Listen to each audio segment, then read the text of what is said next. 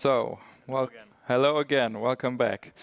Um, I think it was last week where the Handelsblatt headlined how Amazon is quietly conquering the car industry. Now, how can a supplier conquer was my initial question, and is conquer really the right word, and is quietly the right word? Because Chris was, for instance, very open. What do you think? I think quietly is definitely the wrong word. I mean, Amazon, and not only Amazon, also the other cloud players like Google or like Microsoft, they're already like a integrated part of the automotive space, yeah, because like the cloud is becoming more important, etc. Yeah, so and also the software aspect, as we have discussed yesterday and also today.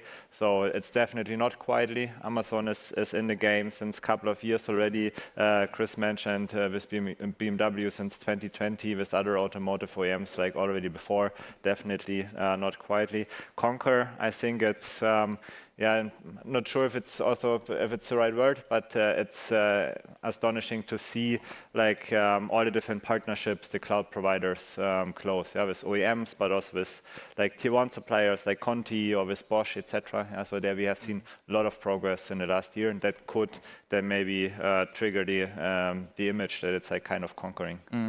Okay, be it the right word or not, but why are those players so important for the automotive companies, players like AWS and the others? So there are multiple aspects, and maybe to just pick two. So one is that the cloud is getting more and more important for like the software in the vehicle, around the vehicle, and also to think about, okay, does it make sense maybe to transfer some functions of the interfaces from the vehicle to the cloud, and then maybe also enable better cost efficiency. That's one.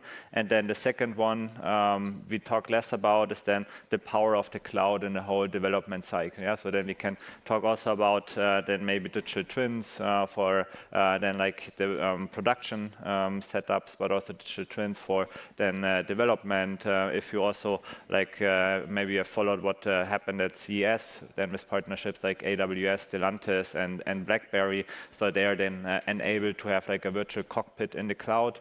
So then instead of having like a test track and maybe one like facility where you have like 10 testers max at a time, you have it in your browser. Yeah, so you have then the real software in the browser, and then you can like have like thousands of engineers testing it in parallel. So there's then the magic also of like the cloud, and that's then like provided by Amazon or then also by Google and Microsoft. It's maybe a secondary aspect also that those software-first companies help to change or transform the culture of the OEMs and other companies in the automotive industry. Yeah, I think that could be definitely a case. I think also Chris mentioned it that they worked with that on BMW. And I mean, they come in with like different mindsets, different setups, different working methods, and yeah, could be definitely a source of inspiration. You mentioned the importance. What's about the other way around? I mean, how important is the automotive industry to those players? What do you think? If you look now at the cloud players like Amazon, then also Google and Microsoft, I think then like the automotive industry is like a big part of their business. If we then now maybe shift to other parts of the industry like high performance compute chips, so we talked there about NVIDIA all the day. Yeah, so they're what are they now, like second or third most valuable company of the world. And there, if you look then at the revenue share, there then automotive is just around 2%. Yeah, so 2%. Yeah, so that's then maybe to put it in perspective, that like we talk about it, NVIDIA is hyped also in the automotive space, but then like the automotive business is just a very small fraction of the business they do. Yeah, so that's maybe another part of then. And that's maybe one reason why different business models like revenue sharing come into play, right? Yeah, it's then also opening up new business models, and then also let's see how the competition is then playing out. And there, okay, NVIDIA is just one player. Also, let's see. I mean, there we see then also like movements in the industry that they kind of form joint ventures. So there can also would fully agree to what Chris said. Okay, it's more about then collaborating, forming joint ventures, forming partnerships, and that's then something we see in the cloud business, but also then linked to semiconductors and high-performance chips. Sticking with big tech for the moment, I mean, we all heard the news here that Apple killed its Project Titan. That's known for sure. Now, we know that Apple usually enters a market when the market is big enough, which is probably true for automotive. And second, when they see the chance to differentiate the products, like with the iPod or the iPhone or the Apple Watch. Now, when they started 10 years ago with Project Titan, probably their belief was that they can make it to make it drive autonomously. Now, my question is this a signal, Apple killing its car project? Does it mean that if Apple cannot make it, no one can do it? I wouldn't say so. I would say it's like from Apple, it's a different strategic narrative why they are shifting maybe to another like project or topic, which is AI. I think they're like the data changed over time, yeah. So how fast we will see AD, and then how fast we will see the adoption of electric vehicles.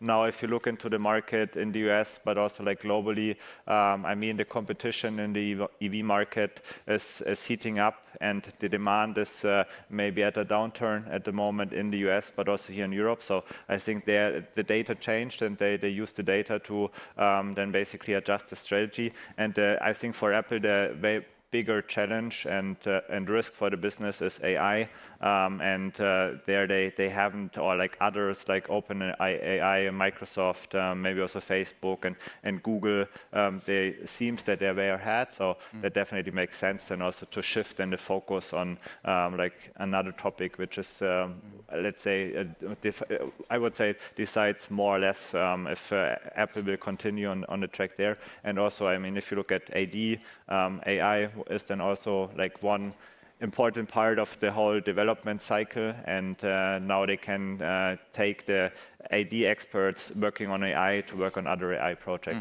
So internal reasons, using resources differently. Yeah, and like adopting to like the changed environments and the changed signals in the market. So I think that's, for Apple, it's a smart move.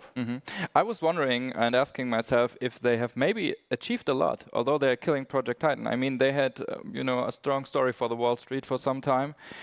They learned a lot maybe on autonomous driving. They established partnerships with some OEMs. Probably they talk to each other, and maybe they pushed even to integrate CarPlay into various vehicles that way. Yeah, so far away. I have not all it, or like I have no details about what's happening there at Apple and what they have learned. But I mean, definitely they have like spent billions of dollars, as we read in the newspapers, etc. For sure, they learned something, and then also at the same time pushed then like the Apple CarPlay software, which is then also like in the second generation, taking over more screens, taking over more vehicle functions, etc. Yeah? So the connection of Apple and car will stay, also if there's no Apple like dedicated Apple Car.